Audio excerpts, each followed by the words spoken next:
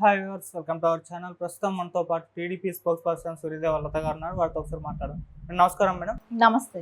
పవన్ కళ్యాణ్ గారు రీసెంట్గా ఒక ప్రెస్ మీట్లో చెప్పడం చూస్తున్నాం. అంటే తనని కలిసే వాళ్ళు అల్లరి ముఖాలు ఉంటున్నారు, వాళ్ళు చేతితో బ్లేడ్లు తెచ్చుకొని వచ్చి కోస్తున్నారు, అంటే సెక్యూరిటీ గార్డులను కానివ్వండి, నన్ను కానివ్వండి అని చెప్పేసి ఆరోపణలు చేయడం చూస్తున్నాం.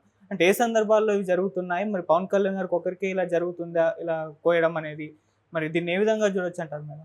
ఏదేమైనా కూడా దానికి జరగటం అనేది చాలా దురదృష్టకరం విషయం. ఎందుకంటే ఒక సినిమా హీరోగా కనుక ఆయన చూడటానికి చాలామంది కూడా రావడానికి అవకాశం ఉంటుంది, చూడాలనే ఒక ఇంట్రెస్ట్ ఉంటుంది. కాబట్టి జనాల్లో అందరూ ఆబ్వియస్లీ ఆయన దగ్గరికి చేరటానికి ప్రయత్నిస్తారు.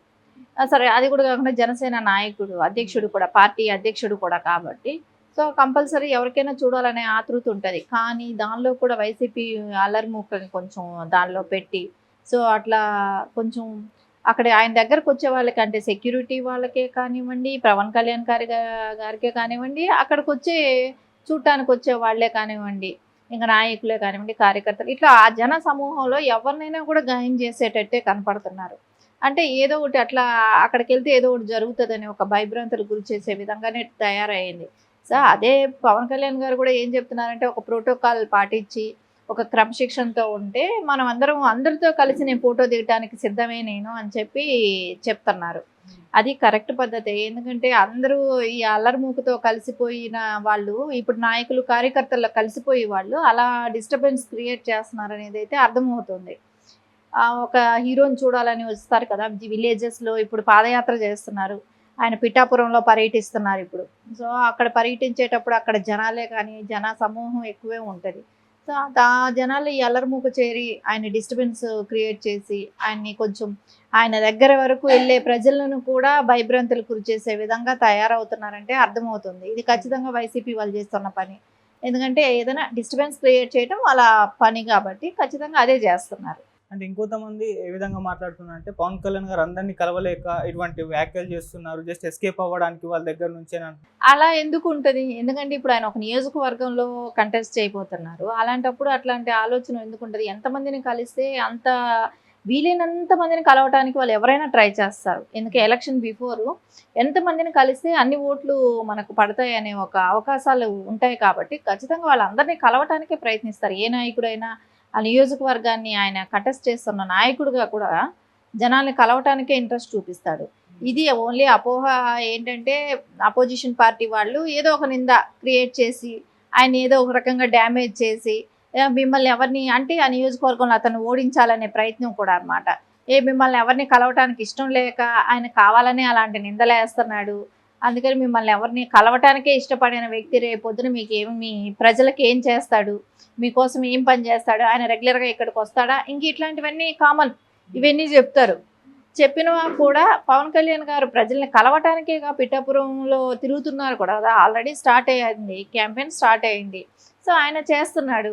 సో ఓన్లీ ఆయన మీద అపోజిషన్ పార్టీ చేసే నిందనే ఇది. ఆయన ఎందుకు ప్రజల్ని కలవటానికి ట్రై చేస్తారు. సో లోకేష్ గారు కూడా చెప్పడం చూసాము, అంటే అటాక్స్ జరగబోతున్నాయని చెప్పి సెక్యూరిటీ పెంచుకున్నారు ఆయన. ఇప్పుడు పవన్ కళ్యాణ్ కూడా బహిర్గతంగా బ్లేడ్లతో ఇలా అటాక్ చేస్తున్నారని చెప్తున్నారు. అంటే వైసీపీ ప్రభుత్వం కంప్లీట్గా ప్రతిపక్షాల పైన అటాక్స్ చేస్తుంది అని చెప్పేసి వీళ్ళు పోర్ట్రే చేయడానికి ప్రయత్నిస్తున్నారా, అంటే జనాలకు పంపడానికి ట్రై చేస్తున్నారు?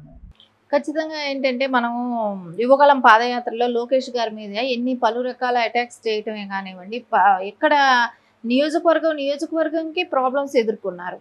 సో వాలంటీర్లను కొట్టడమే కానివ్వండి, రాళ్లతో దాడి చేయటమే కానివ్వండి, వాళ్ళ క్యాంపు దీని మీద రాళ్లతో కొట్టడమే కానివ్వండి, వాళ్ళకి అసలు తాగటానికి నీళ్లు కూడా ఇవ్వనివ్వకుండా, అక్కడెక్కడ పొలాల్లో టెంట్లు వేసుకొని ఇవ్వకుండా, ఇట్లా చాలా రకాల బాధలు పెట్టారు కదా ఆ పాదయాత్ర నడిచినన్ని రోజులు కూడా.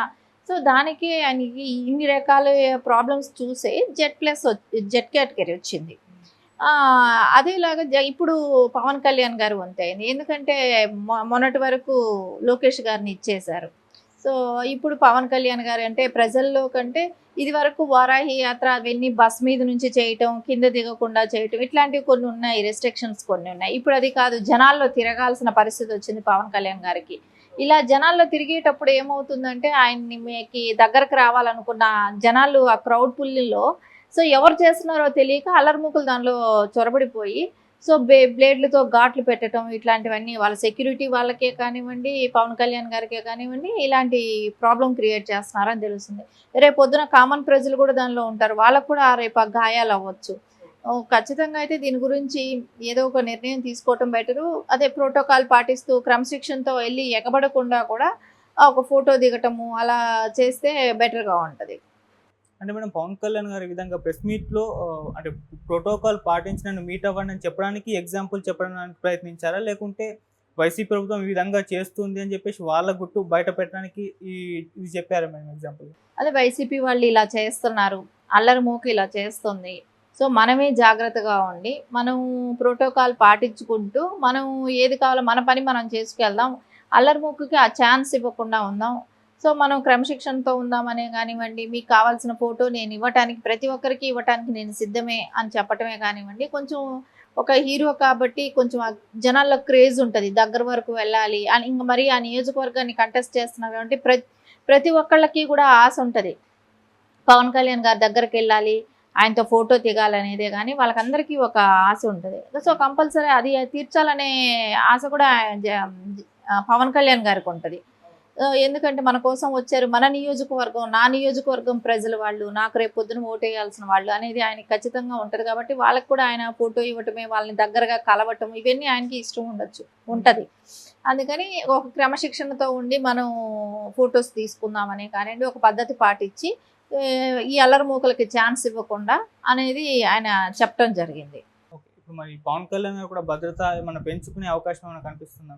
ఏమో సెంట్రల్ గవర్నమెంట్ చూస్తున్నారు కదా, ఇప్పుడు జరిగే ఈ చర్యలన్నీ చూస్తున్నారు కాబట్టి ఖచ్చితంగా ఇది ఇలాగే కంటిన్యూ అయితే ఖచ్చితంగా పెంచాల్సిన అవసరం కూడా ఉంటుంది. అంటే అక్కడ పార్టీ ఏదైనా అవనివ్వండి, పర్సన్లకి ఎవరికైనా, ఒక పొలిటీషియన్కైనా, ఏ పొలిటీషియన్స్కైనా కూడా సో అపోజిషన్ వాళ్ళు ఇలా దాడి చేయటం అనేటప్పుడు ఖచ్చితంగా వాళ్ళకు ఒక ప్రొటెక్షన్ అనేది అయితే కంపల్సరీ కల్పించాల్సిన అవసరం అయితే ఉంది. ఎట్లాగో స్టేట్ గవర్నమెంట్ అయితే అట్లాంటి ప్రొటెక్షన్ ఇవ్వదు ఆ ఆపోజిషన్ పార్టీ అదే అయినప్పుడు. సో దానికి సెంట్రల్ గవర్నమెంట్ అయినా చొరవ తీసుకొని కంపల్సరీ ప్రొటెక్షన్ అనేది ఇవ్వాల్సిన అవసరం కూడా ఖచ్చితంగా ఉంది. Thank you so much. Thank you.